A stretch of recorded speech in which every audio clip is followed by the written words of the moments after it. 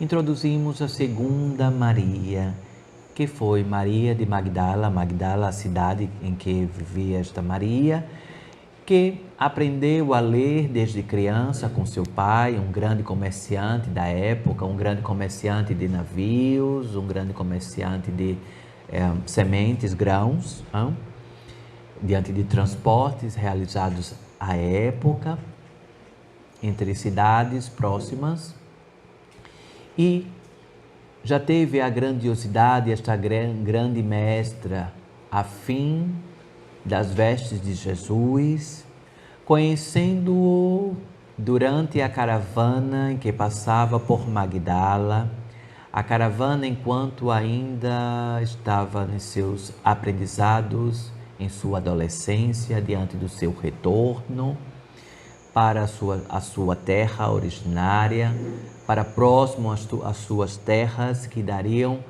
as boas novas e seguiriam os seus propósitos.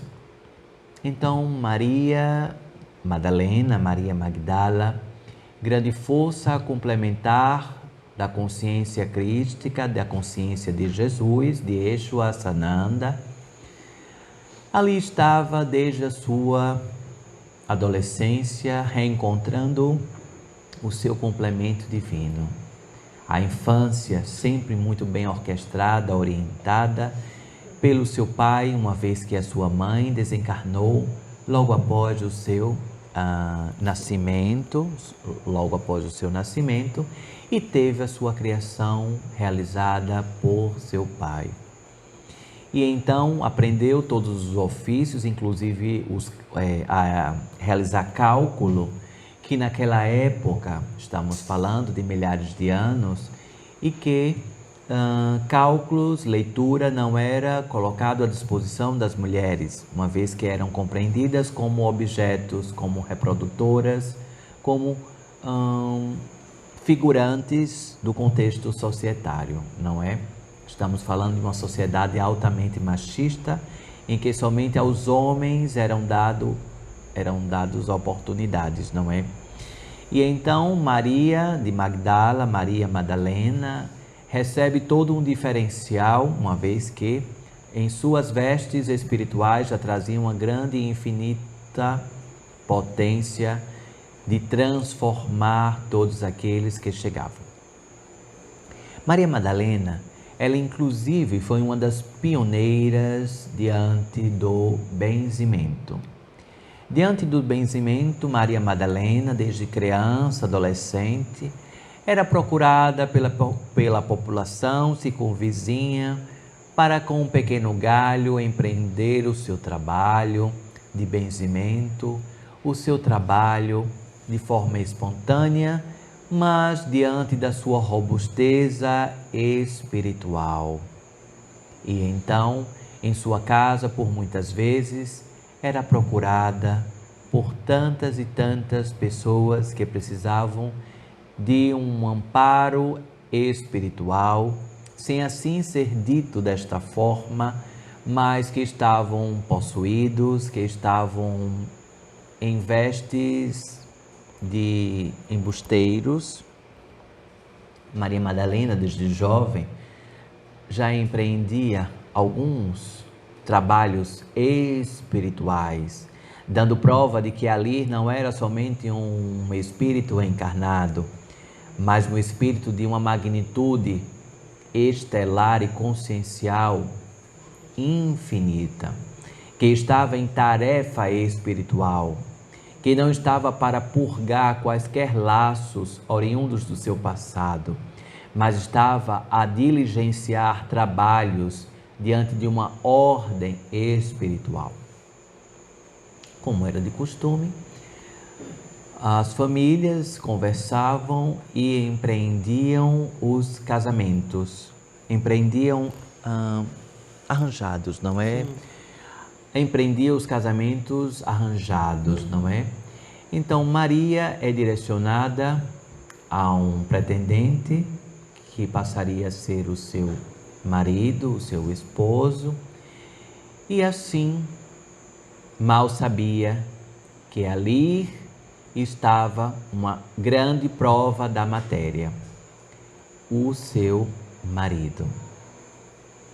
O seu marido, que diante da tradição da época, na ausência da figura masculina familiar mais velha, ao esposo de sua filha seria garantido toda a sucessão de herança, de posse, de bens. E então o marido de Maria Madalena adianta o desencarne do pai, ou seja, do sogro, do pai de Maria Madalena, para que fique sob a administração de todos os bens. Diante de profundo sofrimento, Maria Madalena inicia o seu calvário, similar ao que Jesus sofreria tempos mais adiante, diante das chibatadas, diante dos açoitamentos e diante de tantas experiências que todos vocês já estão a saber. Mas o calvário de Maria, dessa grande mestra, embustida na matéria, inicia com o casamento. No casamento, violentada, repugnada, subjugada, colocado na mais baixeza dos seus tratamentos no casamento, diante daquele homem frio, daquele homem sem nenhum desejo de pairar, de balizar o bem no seu âmago, no seu coração. E então, Maria Madalena, já não conseguindo prosseguir naquele rito, já não mais conseguindo prosseguir naquele rito do casamento, então decide fugir daquele homem abusivo para ir atrás do Mestre Jesus. Maria Madalena já sabia, porque ela já conhecia desde a sua adolescência o Mestre Jesus. Então, Maria Madalena não conheceu o Mestre tempos depois, já próximo do propósito de arrebatamento e assessoramento de Jesus. Mas ela já conhecia desde a sua adolescência, desde a sua permanência, desde a permanência de Jesus e sua família, sua caravana familiar, sua tia e todos os outros contextos familiares que ali estavam associados e pessoas que já estavam sendo arrebanhadas. Maria Madalena decide buscar o paradeiro de Jesus. E então, neste paradeiro, Maria Madalena, ela é aprisionada. Primeiramente, ela é aprisionada por ordem de um grande homem que se apaixona por ela, sem saber, inclusive, que ela era casada, mas por um grande homem que fazia parte do exército romano, que se apaixona por ela e então aprisiona para que não haja o rompimento da despedida. Apesar de respeitá-la diante das suas escolhas, diante não se entregar àquele homem. Consegue mais uma vez fugir e nestas fugas ela é encontrada pelo seu marido e enfurecido, Maria Madalena é colocada em aprisionamento sobre o cabresto. Entendem cabresto? Sobre o aprisionamento, não é? O controle de uma cafetina. Maria Madalena é aprisionada em um prostíbulo e ali, entorpecida por ópio,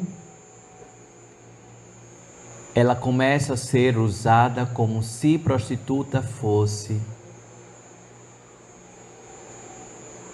seguindo o seu calvário, enquanto as vestes de mulher. Assim como Jesus sofreu todo o seu calvário nas vestes de um homem, Maria Madalena, ela percorreu o calvário de tudo o que uma mulher pode suportar de violência, de dor no planeta, dentro do planeta Terra. E então estupros eram empreendidos com Maria Madalena. Completamente entorpecidas pelo ópio, que era forçada a tomar, eis que, em um momento de lucidez, consegue fugir do prostíbulo para continuar a sua busca para Jesus. Queria notícias, queria estar com Jesus. Somente Jesus conseguiria salvá-la, protegê-la diante de tantos aprisionamentos e o calvário ali empreendido. Eis que descobre ser portadora da lepra. Naquela época, caríssimos, quem era diagnosticado com lepra, estou adiantando muito a história, sem entrar por pormenores, em outro momento podemos falar somente de Maria Madalena de maneira muito mais aprofundada.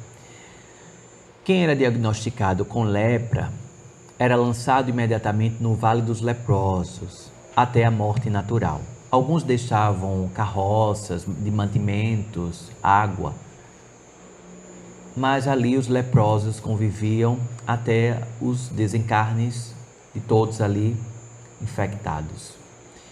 E então Maria Madalena descobre que está com lepra, mas não poderia ficar no Vale dos Leprosos, uma vez que estava em busca de Jesus. Eis que era sabido que na cidade em que estava, próximo a Samaria, ali Jesus estava a chegar, juntamente com os seus seguidores, ditos apóstolos, nomenclatura ainda não tão conhecida, apóstolos, seguidores, caravanas de tantas outras pessoas que o acompanhavam. E ao conseguir se aproximar de Jesus, somente ao estender a sua mão, sem mesmo tocar em suas vestes, Jesus percebe uma grande frequência contemplativa daquela que um dia já conheceu e olha para trás e reconhece nos olhos daquela que até então estava toda coberta diante das suas pústulas. E então Jesus lança um olhar para aquela mulher e diz: Maria, vós que sois a mais bela do meu jardim, desabroche, saia destas vestes que te aprisiona e retorne para o meu lado, e juntos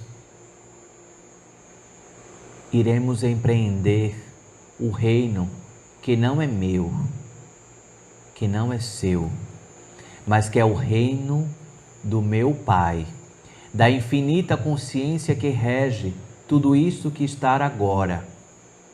E ao teu lado, seguirei na unicidade do masculino e do feminino, projetado em lições a todos os descendentes destas terras.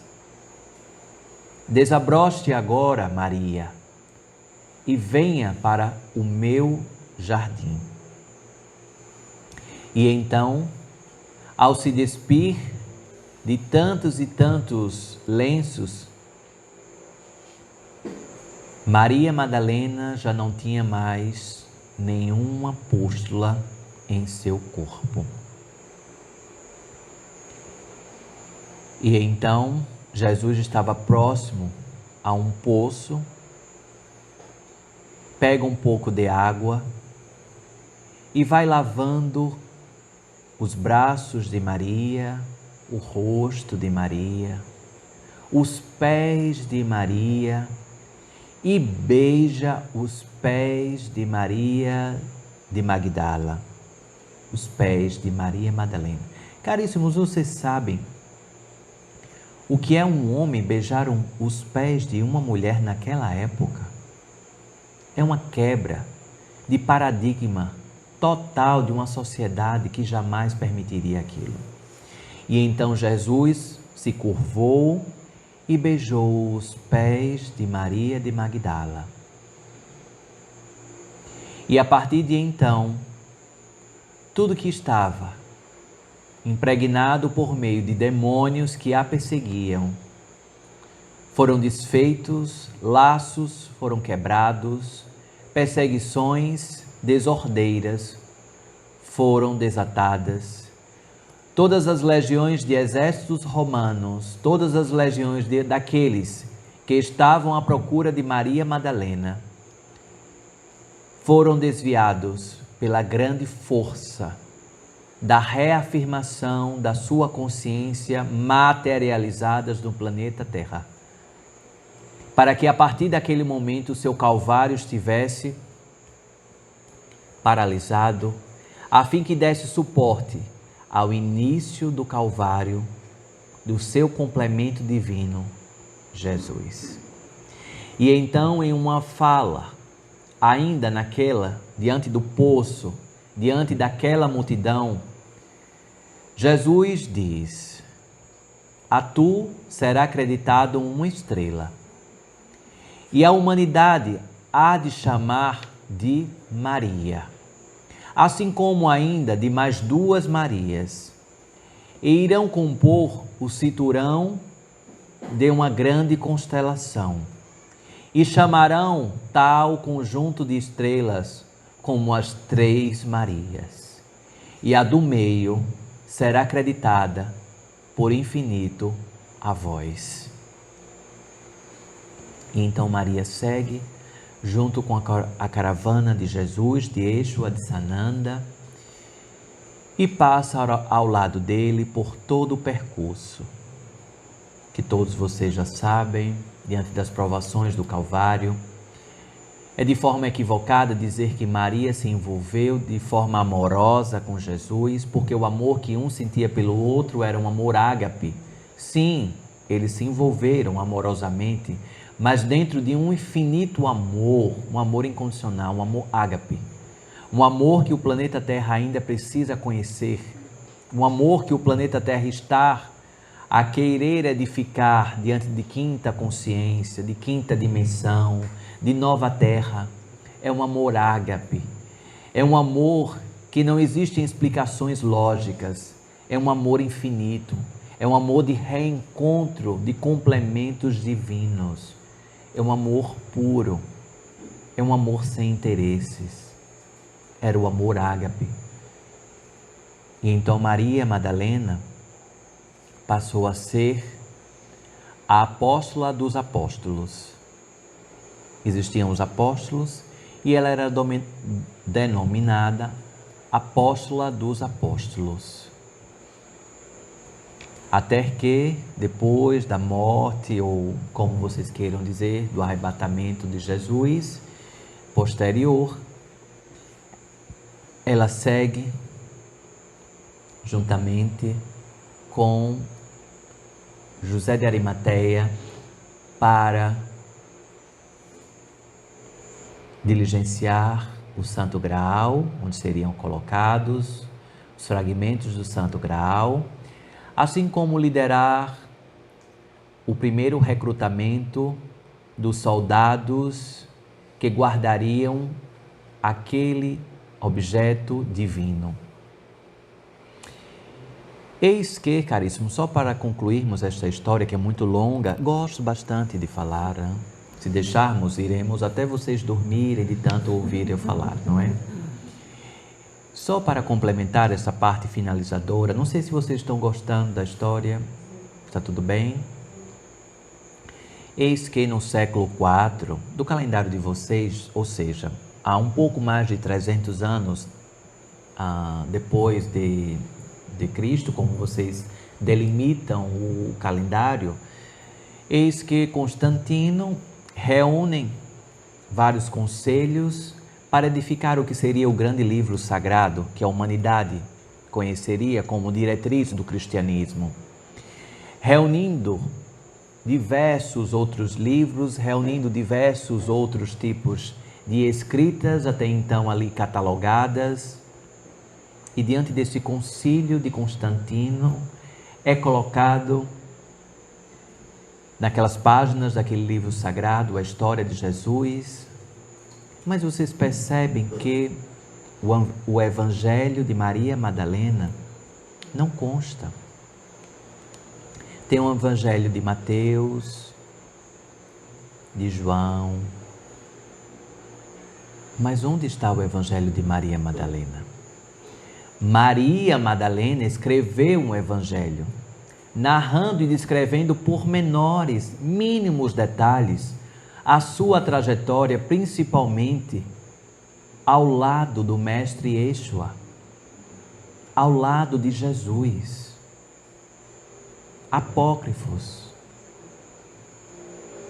para que não fosse identificado de uma maneira rápida e automaticamente descartado por ser um evangelho escrito por uma mulher.